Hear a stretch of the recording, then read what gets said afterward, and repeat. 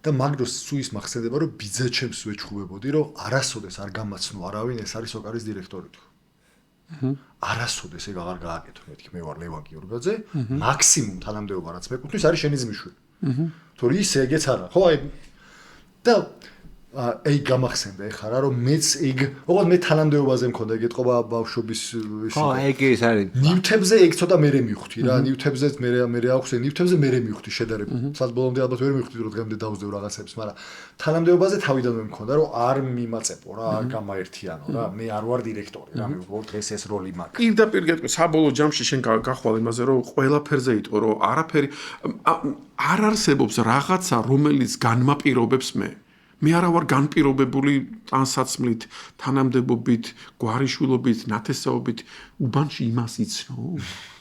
ეგ იყო რასავ. იცნობ ძმახარ. აი მარტო იმიტომ რომ იცნობ. ხტები?